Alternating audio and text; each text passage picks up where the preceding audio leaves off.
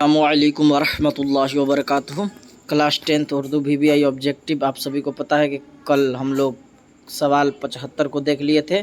बेदी का इंतकाल 1984 में हुआ था। कहाँ? मुंबई में पैदा हुए, लाहौर में 1915 में पैदा हुए थे। ठीक, आप डेली क्यूज देने के लिए डिस्क्रिप्शन में मौजूद है लिंक, वहाँ से आप दे सकते हैं। इस चैनल से पढ़ेंगे तो आपको एक चीज़ मिलेगा कि बिल्कुल दुरुस्त और सही पढ़ाया जाता है, गलत का कोई चांस नहीं है। आप यहाँ से जुड़े रहें तो इंशाअल्लाह ताला आपको 90 नंबर ज़रूर आएगा। तो चलिए बिना वक्त गवाए 76 से शुरू करते हैं। 76 नंबर सवाल के अहमद फराज का इंतकाल कब हुआ?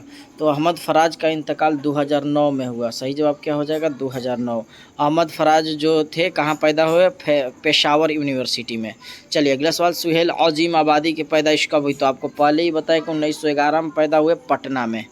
अगला सवाल, मेहदी अफादी का असल नाम क्या है? तो मेहदी अफादी का असल नाम मेहदी हसन है। सिंपल सा सवाल है। मेहदी अफादी यूपी के किस शहर में पैदा हुए? तो यूपी के गोरखपुर में पैदा हुए। चलिए अगला सवाल देखते हैं हम लोग। सवाल नंबर 80 क्या है? परवेज़ शाहिदी के वालिद का नाम क्या था? तो परवेज़ शाहिदी के वालिद का नाम जो है वो सैयद अहमद हुसैन था। सही जवाब जीम हो जाएगा, है ना। अगला सवाल देखते हैं। शामिल निसाब में मकतूब में शहबाज अपनी बेटी को मुखातिब किया, उसका नाम तो सोगरा रहता है, तो असगरी ऑप्शन के मुताबिक आप लगा लीजिए। गालिब का इंतकाल कब हुआ? तो गालिब का इंतकाल 1869 में हुआ। गालिब पैदा हुए कब? 1797 में। चलिए अगला सवाल देखते हैं। मुबारक अजीमाबादी का इंतकाल कब हुआ? तो 1958 में। 1889 में मुबारक अजीमाबादी पैदा हुए थे। चलिए अगला सवाल हम लोग देखते हैं। नसीम का पूरा नाम क्या था? तो दया शंकर नसीम। तो दया शंकर बिल्कुल सही जवाब हो जाएगा। डॉक्टर मोहम्मद मोहसिन के पैदाइश 1910 ईस्वी में, ये भी पटना में पैदा हुए थे। क्लियर। चलिए अगला सवाल देखते हैं। शामिल निसाब में इंटरव्यू में किसका इंटरव्यू लिया गया? तो बेदी का इंटरव्यू लिया गया, जो 1915 में पैदा हुए, 1984 में इंतकाल हुआ, लाहौर में पैदा हुए, मुंबई में इंतकाल हुआ। नसीम के मसनवी का नाम क्या है? तो नसीम के मसनवी का नाम गुलजार नसीम है, आप लगा सकते हैं ना।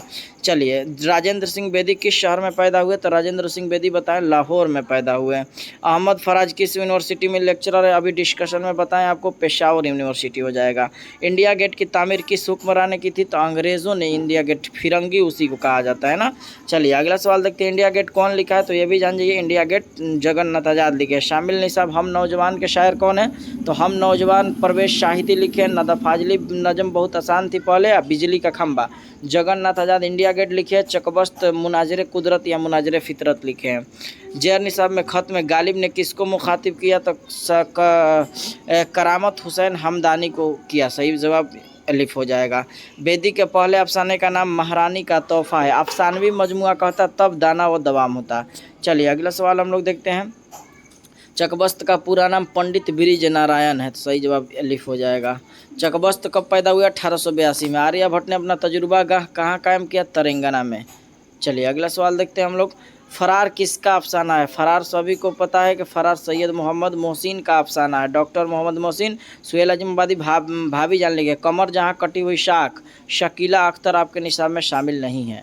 चलिए, डॉक्टर मोहम्मद मोहसिन के वालिद का नाम क्या था? तो सैयद मोहम्मद रशीद था। सही जवाब बी हो जाएगा।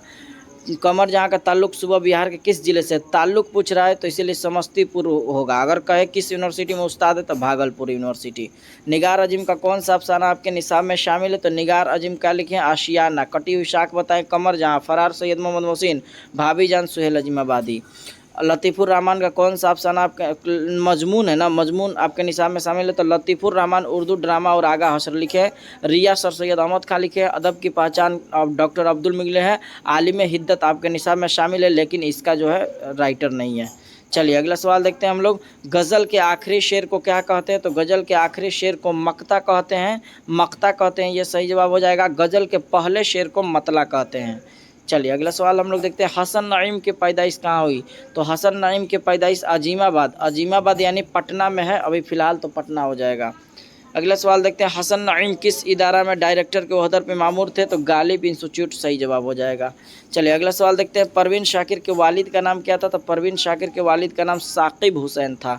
चलिए अगला सवाल हम लोग देखते हैं, मेहदी आफादी ने जेर निसाब में ख़त में किसको मुखातिब किया था? तो मेहदी आफादी जो किए थे ना, वो किए थे मकबूल अहमद समदानी को, गालिब सैयद करामत हुसैन हमदानी को और शाहबाज अपनी बेटी सोगरा को। तीनों ये मकतूब आपको याद होना चाहिए। चलिए अगला सवाल देखते हैं, बेदी से इंटरव्यू लेने वाली कौन थी? तो असमत चकताई और फ़याज़ रिफ़त थे। चलिए अगला सवाल देखते हैं, उर्दू शायरी में मुबारक हुसैन के उस्ताद कौन है? उर्दू शायरी में दाग दहलवी है, ठीक ना।